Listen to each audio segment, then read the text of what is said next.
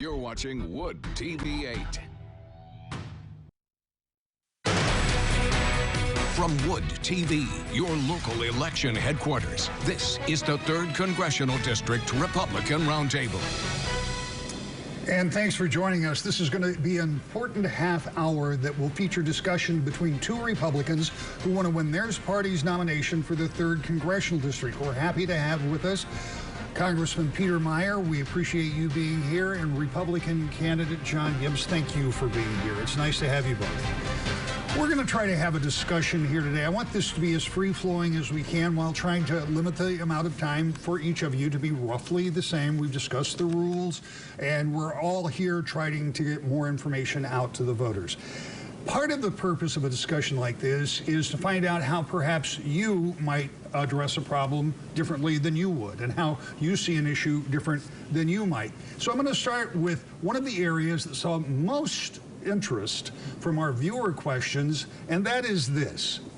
You, Mr. Gibbs, are endorsed by Donald Trump.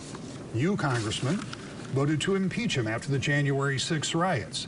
So my question, starting with you, is what role do you believe Donald Trump will play in this congressional election, and what, if any, role do you believe he should play in this congressional election? Well, first of all, Rick, thank you so much for hosting this today. I think it's important that the viewers and the voters in the 3rd District hear from both candidates who will be on the ballot for the 3rd District congressional primary on August 2nd. You know, when it comes to the former president and myself, we've obviously had our differences. I was there on January 6th. I saw police officers beaten, bruised, you know, the vice president having to flee with his wife and daughter from a mob that was chanting "Hang Mike Pence." And I take the oath I swore to the Constitution, an oath I took under God, seriously, and voted accordingly that day.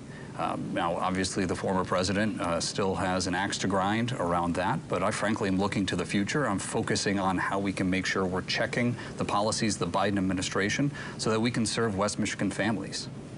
Mr. Gibbs, same question to you. What role do you think the former president will play, and what role do you think he should play? Well, Rick, first of all, thank you for having me on. I really appreciate it. You know, if you look at what's happening in our country and what's been happening over the last several decades, it's clear politicians have gotten out of step with what the American people want.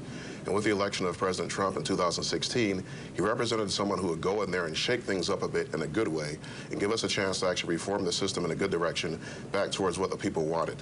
I think that's why so many people were hurt by Representative Meijer's impeachment vote, as well as the rest of the folks who voted for that impeachment. And that's what I hear out there when I talk to the voters. It's just a level of anger that people feel as a result of that. And because President Trump is someone who reforms and who shakes things up, he still has a tremendous level of respect and adoration from many people around the country, including here in West Michigan. I think people just love that there's someone out there who's not going to go along with the status quo, but is going to actually stand up and try to change things in the right direction. And I think because of that, President Trump enjoys a leadership position in the Republican Party and will continue to have that position for the foreseeable future. So I think we should learn from what he's done, and then we should continue that progress. Can we move this along, or do we? I'd love to just say that when it comes to some of the accomplishments of the Trump administration and some of the policies that were put forward, whether that was around domestic energy production, whether that was around securing our border, those are absolutely things we need to carry forward. But one of the challenges on the Republican side of the aisle is constant infighting that, frankly, gives ground to the Democrats. It makes it easier for them to try to force an agenda that is hurting West Michigan families. A couple seconds to respond. Sure, it is true that there is some level of infighting within our party, but I think that's not necessarily an unhealthy thing. I think we're going to be wrestling through this process over the coming years and maybe decades to figure out how we get a party that represents what the people want, and I'm optimistic that we're going in that direction. Let's move on to another question, and this is somewhat related, but this is from our Epic MRA poll that Wood TV and our media partners had done recently, and the question was asked, in the 2020 election, do you think that Joe Biden and the Democrats stole the election from Donald Trump, or do you think that Joe Biden won the election fair and square? 61% of the people responding, likely Republican voters, 61% in that poll said Joe Biden stole the election from Donald Trump. So my question to you, beginning with you, Mr. Gibbs, do you question the integrity of the election system or the outcome of the 2020 election? And if so, What can be done to restore the faith in the process that is vital for representative government? Yes, I think when you look at the results of the 2020 election, there are anomalies in there, to put it very lightly, that are simply mathematically impossible. For example, if you look at bellwether counties, a bellwether county is a county such that whichever candidate wins it, they win the election with 100% predictability. Well, President Trump won almost every single bellwether county, but still ended up losing the election somehow, which is very anomalous, to say the least. The second thing you look at is the total number of votes compared to the first time that the candidate ran. Usually, actually always, if a presidential candidate gets more votes the second time than the first time, you always win. But President Trump got something like 15–20% more votes than he got the first time, yet still lost, which is probably mathematically impossible, certainly unprecedented in history. You have those two things together, and it's extremely anomalous to the point that one has to question the results. So I think we really do need election integrity in order to restore people's faith and trust in the system. That can be done through many measures, such as using open source code on the voting machine so that Americans can inspect that source code. That could be done by using paper ballots and maybe not using electronic voting machines, so that people are voting by paper ballots and having them counted by hand. Canada does that for its national elections. The other thing we have to look at is absentee ballots and the extremely widespread use of them. Most European countries don't even use absentee ballots. We are so far outside of international standards when it comes to how loosely we treat our absentee ballots.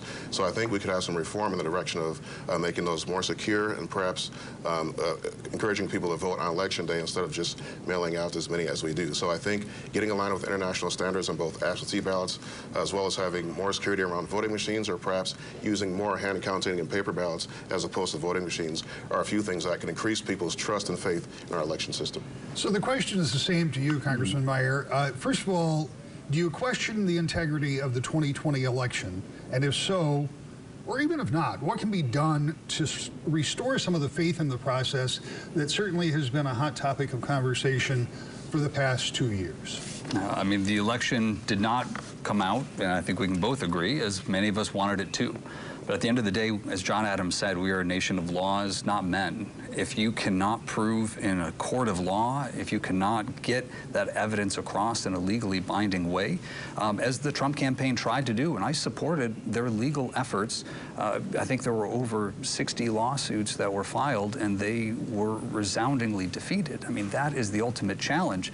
And I spent a lot of time trying to look and chase down things that were sent to us.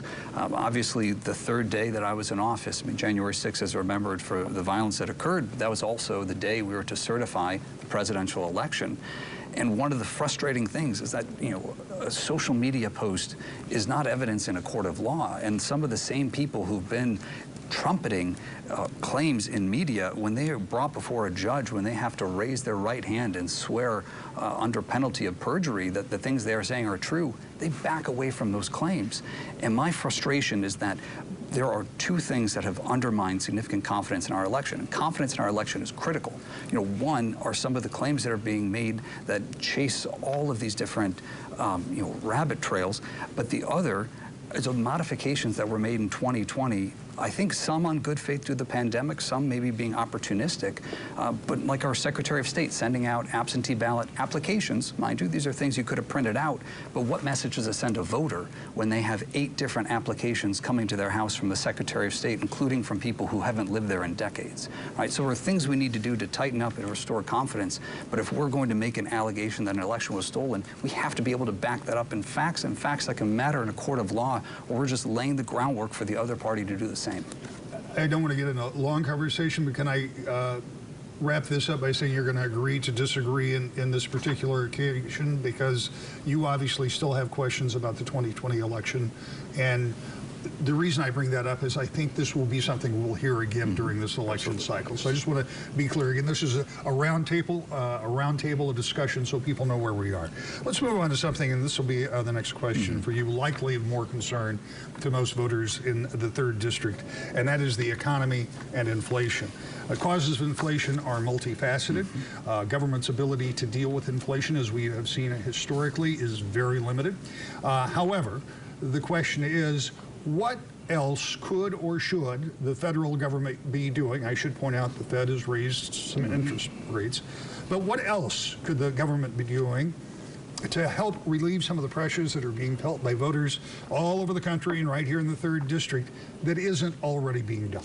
Now, the first thing, and this is what we've been focused on in Congress, is stopping policies that would make the inflation that we're seeing worse, right? We saw the increase in inflation because of the American Rescue Plan and the trillions of dollars that were spent as a result of that, driving the inflation we're already seeing. And we've been working to stop Build Back Better, stop Green New Deal, stop these policies involving massive amounts of government funds, of taxpayer dollars flowing out the door and just chasing ever fewer goods, ever fewer resources. What we can be doing proactively, again, look at some of those constituent components. If you look at the high price of gasoline, when you have an administration that comes in and says that they want to get rid of the fossil fuel industry, that is going to cause underinvestment. We haven't built a new refinery in this country in 50 years. We need to be tapping into our domestic energy. We need to be exporting that with liquefied natural gas terminals so that we can relieve the pressure some of our European allies are facing. And we need to be doing away with some of the protectionist policies that are raising costs to American consumers without significant benefit to our domestic economy. Mr. Gibbs, what should the federal government, if they should be doing something more than they are, what would you like to see them do? Well, first of all, I'd like to say that I certainly agree with Peter on the energy component of what he was saying. I think there's absolutely a lot of truth to the fact that the Biden administration is doing everything it can to kneecap and cripple our ability to produce more energy, and that's absolutely shameful. We've got to do more to get more supply out there in order to bring prices down. However, one thing I might disagree on is Joe Biden's Omnibus bill, which was back in March, that Peter voted for. One of the very few number of Republicans that voted for that. A very huge, massive spending bill that really added to the problem here. By increasing the government's balance sheet, and they're printing money in order to cover that. So I think we've really got to look at spending. We've really got to look at how we roll back some of the unnecessary spending in order to get a grip on this inflation problem. So that's a part of the solution that the government needs to look at. And I'm happy to talk about the Omnibus bill, which included over $10 million of federal funds we were bringing back to Kent County and was negotiated in a bipartisan way. Now, I would love for our budget to be balanced, and we need to get to that point. But right now, only about 30% of government spending is able to be voted on by Congress. The massive driver of our deficit spending is occurring through our entitlement system, which Congress has just let go on autopilot, but it's on autopilot and ready to head off a cliff with the Social Security Trust Fund being insolvent in, I think, 13 years. Medicare's hospital trust fund will be insolvent by 2028. Those are the drivers of our debt and our spending, rather than, omnibus budgets would frankly match a lot of the budgets that were passed during the Trump administration. Go ahead and talk a little bit about that, because I want to make sure we kind of keep equal on time. In about 30 seconds, talk to me about why you see that as problematic, because obviously you think spending needs to get under control. It absolutely is. And by the way, members of Congress can look at entitlement programs. They absolutely can do that. Those programs can be reformed. They can be changed. So I think what people want is leadership. People are really hungry for it. And I think when we have elected officials that say that they're not able to change anything, that is something that makes a lot of people that I talk to when I'm out meeting our voters very upset, because they want people who are going to grab the bull by the horns and say, yes, this is an entitlement program. It's not part of the normal budgeting process, but it is possible to change it. Here's our plan to change it. Here's our plan to work across the aisle to change it. But that is something that we are not hearing. And so I think that is something making people very frustrated. Well, and just on that point, if I can quickly say, I'm a co-sponsor of the Trust Act, which is an effort to do just that. My problem isn't that we can't do anything about it. It's that the Democratic majority refuses to let us do anything about it, and that the status quo, which is unacceptable, doesn't allow us to vote. Now, we can exercise oversight authority, and we're working on ways, but those are just trimming around the edges of the underlying problem. Let's move on. I think we're about even in time here, and I want to keep it that way. This is another subject. Feel free to continue that conversation within the confines of these other questions. I'm more interested in what you want to talk about than what I'm asking. I'm just trying to get a lot of different issues. We're the first question with you, right? I believe so. I trust your judgment on this. I believe that's right. It should be. Yes, because I'm skipping the gas question. Here we go, because you both covered that. Thank you. The war in Ukraine has been pointed as a contributing factor to some of the cost-related issues, particularly the cost of oil and gasoline, and ultimately food prices will be greatly impacted if this continues. But the real cost is the death and destruction that's being caused by a Russian invasion of this country that's been going on for, it's got about 8 million refugees. It's been going on now for over 4 months, but it's really been going on since 2014. So my question to you, Mr. Gibbs, is what is the U.S. role in what's going on in Ukraine? Are we doing enough or are we too deeply involved? First of all, I would point out that the vote recently held in Congress to give $40 billion to Ukraine, I think is extremely, extremely problematic. First of all, that's a very large amount of money relative to the country the size of Ukraine. Secondly, and most importantly, Ukraine is one of the most corrupt countries in the world, along with Russia. So given that amount of money to a country with a level of corruption as Ukraine, there's a very small percentage chance that it's actually going to get to the people that it needs to help. So I would say that for America, our role is not to put down troops either. We don't want to get entangled in a quagmire like that. So the correct solution for America is we need to be a peacemaker and a peace broker. We need to get Ukraine and Russia to the table and give a solution that lets both sides walk away with their pride intact. That's the only way we're going to get peace here. So we need Russia to pull out their troops and stop the killing, and we need Ukraine to recognize that they're going to have some level of self-determination for Donetsk and Donbass, which are the two places that are the flashpoint of this conflict. What the details of that are, we can work out. We can let our great negotiators work out whether they get to celebrate some Russian holidays or whatever it might be, but there's going to have to be some level of autonomy that is recognized by Ukraine. In exchange, Russia is not going to get Donetsk and Donbass as part of Russia. They're not getting that. They've got to recognize that getting some level of semi-autonomy is going to be good enough for them in exchange for pulling out their troops. So we need to work towards a negotiated solution, and the United States is a powerful world voice. We have many economic levers we can use. We should use everything in our arsenal to stop the killing, stop the suffering, get both sides to come to the table and agree on a peace arrangement that lets both of them save face so that they can end this conflict. Let me just ask you quickly before I move on to you, Congressman Meijer, is that within, asking for an opinion, sure, is that within the ability of the United States to influence in that region of the world? Because we don't really think Russia listens too carefully to what the United States has to say, but are we capable of being that kind of a broker? I'll tell you what, they listen to Trump. Vladimir Putin would have never tried to do something like this under President Trump. Not a chance. But under Biden, he saw weakness like a shark with blood in the water, and he went for it. So it absolutely is possible for us to exert that kind of leadership. We can do it, and we must do it in order to stop the killing. Thank you for that clarification. The question was, as a government, are we doing enough? Are we not doing enough? What else should we be doing? The scenario John outlined, where there was a negotiated peace and some degree of self-determination for Donetsk and Luhansk, that was the status quo prior to February of 2022. That was what had been implemented in the Minsk agreements after the initial annexation of Crimea in 2014 and the Russian encouragement of the separatists and their little green men in the Donbass region that you mentioned. So that's been tried and that's failed. And now Russia came in.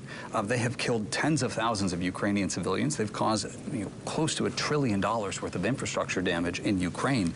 And if we take a policy of appeasement, if we take a policy of just letting big countries walk all over small countries, invade them, seize their land, we're risking destabilization that will have devastating economic impacts on us. And you bring up the vote for the Ukraine aid supplemental. It was not $40 billion to Ukraine. Over half of that funding went to pay and to replenish United States stockpiles for the missiles and other weaponry we transferred, and also to fund our troop deployments on the periphery, right? And I agree with you. We should not be sending troops into Ukraine. We should not be active participants in that war. But if we can assist a country like Ukraine in asserting their own right to self-determination, I think we have to, especially because if the world goes down the trail that it is right now, if we don't stand up in Ukraine and don't aid the Ukrainians, what message does that send to China with regards to Taiwan? What message does that send to autocrats around the world in terms of what they can do?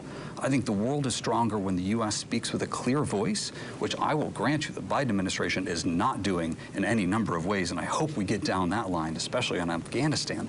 But we need to be a country that is respected by our allies and feared by our adversaries, and a policy of appeasement doesn't get us there. Unless anybody has another word on that, I'm going to move on. We only have about 10 minutes left. I'd like to, but you're welcome to say so. Just very quickly, I agree that we do not want to be doing appeasement, but there's a way to create peace without doing appeasement, and there is a way to bring peace, such as, again, I keep going back to President Trump. This kind of thing would never have happened under his leadership, but under the extremely incompetent leadership of Joe Biden, he's shown he's incapable of having that kind of leadership. Let's move on to another subject that is coming. I hate to use this word, but it's almost becoming commonplace when we talk about mass shootings. And I'm going to focus first on schools. We're going to get to guns, but I want to talk about school safety. Just a few weeks ago, we saw a tragedy in Texas that is just unimaginable, and we've had our own tragedy right here in Oxford High School in Michigan. And as I say, I'll get to the gun part in a moment, but what I want to know is, what can we do and when I say we, I talk about governmentally, to make schools a safe place for kids. I mean, I can't imagine a call from a school to a parent of a child who's been in one of these situations. What can we do governmentally, and should it be done at the federal level, or should it be done at the state level, or is it a combination? I think ultimately this could be a combination, because I think there are things we can do at the federal level. We've been working to do some of that. Now, even in a very fractious and divided Congress, we've been able to secure additional funding for a Safe Schools initiative in Calhoun County for, and I know we'll talk about gun violence more broadly, for the Cure Violence Prevention Initiative here in Grand Rapids. But I think my colleagues on the other side of the aisle, their knee-jerk reaction to everything is we need to dust a bunch of policies off the shelf and pass them right away, regardless of constitutionality, regardless of the fact many fly in the face of not only the Second Amendment, but many other parts of our Constitution, such as the Due Process Clause. So we need to be very careful that we are making sure we're actually tackling the problem, because the symptoms versus the cause is an important distinction to make. We've seen rising violence across the board. We have seen a troublesome increase in mass shootings, but frankly, these are coming in part and parcel with the mental health epidemic that we've seen, especially after the COVID lockdowns, which were cited as a triggering effect both for the shooter in Uvalde and also for the shooting at the Tops supermarket in Buffalo, right? So we need to not be solely focused on these knee-jerk reflexive reactions, but looking at the full extent of this problem. Let's talk about what the approach could be for making schools safer. And is that a federal issue, a state issue, or is it a combination? Well, it's probably not a federal issue. I think this is more of a local issue, but more to the point, are people suggesting that we want to lock down schools and have huge metal detectors and act like you're going through airport security just to get into a school? You know, when I grew up, we didn't have that, and I'm glad we didn't. I think it would be very troubling if we went down that path as a nation. I think there are more existential problems here, such as, one, fatherlessness. We have a record number of children being raised in homes without a father. And all the studies out there falling out of your pocket, it doesn't matter if one is Democrat or Republican, show that kids raised in two-parent married homes have a much lower chance of getting involved in violence or disorder and disruption at school. So I think we need to get back to the basics in our country and build strong families. And that should be something that both parties can come together and agree on. I think another factor here is, you know, Rick, from everything I see from you right now, you're a very professional journalist, but some folks across the country, they say if it bleeds, it leads. So in these mass murderers, I don't call them shooters, so I don't want to focus on the instrument. I call them mass murderers. When they go out and do their act, they know their name's going to be put on the front page. They're going to be made famous because all the outlets are going to put their name right out there. I kind of wish that the big outlets around the country would have the guts to stand up and say, you know what, we're not going to make you famous. We're not going to give you your wish. Your name's not going to be flashed over the news. You're not going to be able to go out like that and causing such destruction and hurt to people and try to be famous for it. So I think that's another part of it as well. Is there something, and I take very seriously your idea about not wanting metal detectors at schools, and I get that, but is there anything, and you don't have to come up with an answer on how to do this, it's not your problem alone, but I'm challenged by it. I have two kids, one in elementary, one in middle school, and I want some safeguards at those buildings, but I don't know what that looks like. Any idea what that looks like? I don't know. You know, I racked my brain with this. I've seen pictures from the 50s and 60s. The kids are bringing their shotguns to school and put them in the rack in the back of the classroom because they're going hunting with Dad after school. And there's no issues with that kind of stuff back then. So something tells me we have a cultural problem here. There's something going on in the culture that's causing this, and the media amplification and disorder in homes. There's a lot of factors at work here. So I'm not ready to just jump in and lock down the schools. I think we've got to look at the broader picture of what's happening here and solve the root cause of the problem. All right. And I will say, I mean, the social alienation, the isolation, the lack of purpose, I mean, there are some things that are just, they're challenging in the soul of this country. And again, I hope we can discuss that a little bit more on the broader issues of violence that we've seen. Well, let's do that. Let's move on if we can. And I want to talk a little bit, and I'm going to change this question up because you both made some reference to guns, and we can continue to do that. But let's just do that. Starting with you, Mr. Gibbs. Sure. Where are we as a nation? What do we need to do? And again, thinking from a federal standpoint, because obviously you're running for the nomination for that position, what can we do from a federal level, understanding there's a whole lot of local component to it, to get violence to start coming down, because it has become a real-time problem? Yes, and I'm very glad, Rick, that you used the word violence and not quote-unquote gun violence. because this is a violence problem. And over the past several years, especially not only under Joe Biden, but many liberal district attorneys around the country who are refusing to prosecute repeat offenders and violent criminals, this is causing absolute havoc. I'm not sure if you saw that in San Francisco in their election a couple of weeks ago, they actually voted to recall their district attorney. This is one of the most liberal places in the country, recalling one of the most liberal district attorneys in the country. So even they are getting fed up with these policies of just letting criminals run the streets. Now, is there an argument to be made for, some level of criminal justice reform where if someone has been nonviolent and they were locked up for something nonviolent, maybe once they reach a certain age, you take another look at it? Yes, I'm not arguing against all such programs, but I am saying that they've gone so far overboard that these policies are absolutely causing an increase in crime. Then you get what's called the Ferguson effect. If police know they're going to get sued into oblivion or charged with second-degree murder just for going in and trying to protect innocent people, they're going to predictably pull back so they can save their hide and save their family from being destroyed. And so when those police pull back from those vulnerable communities, ironically and paradoxically, it ends up hurting the very people that those in favor of those policies claim to want to protect. So I think those are really the root causes of the high crime we're seeing and the really dramatic increases in crime we're seeing.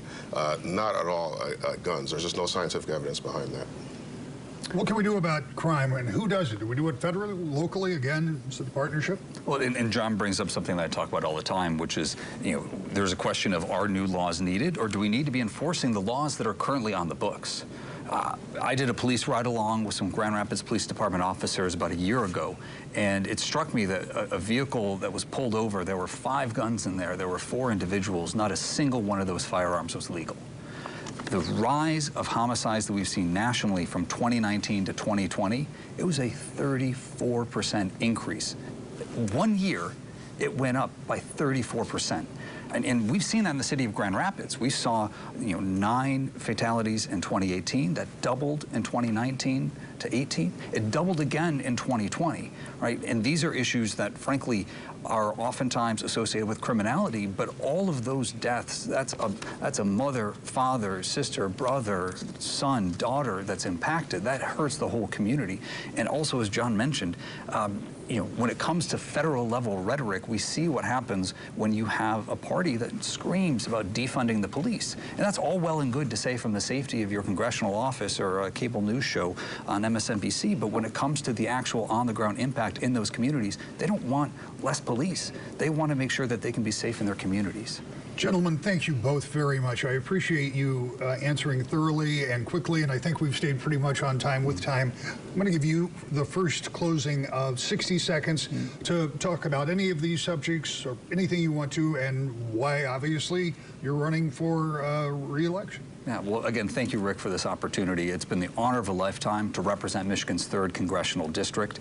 We didn't get a chance to talk about it, but we've been committed to serving our veterans, to making sure we have additional funding for law enforcement, and to making sure that our border can be secure, because those are 3 vital policies we need to implement, and the Democratic majority is not letting us. So my focus is on continuing the work that we've started, and I hope and would ask for the votes of the wonderful people of West Michigan. This is where I was born and raised. I'm a 4th-generation West Michigander, and I want to make sure that our community stays safe, prosperous, and a wonderful place to live for generations to come.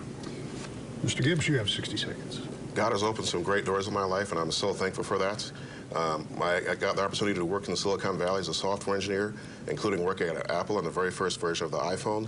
That was a deeply impactful experience for me, learning about innovation in the business and whatnot. So I really love doing that.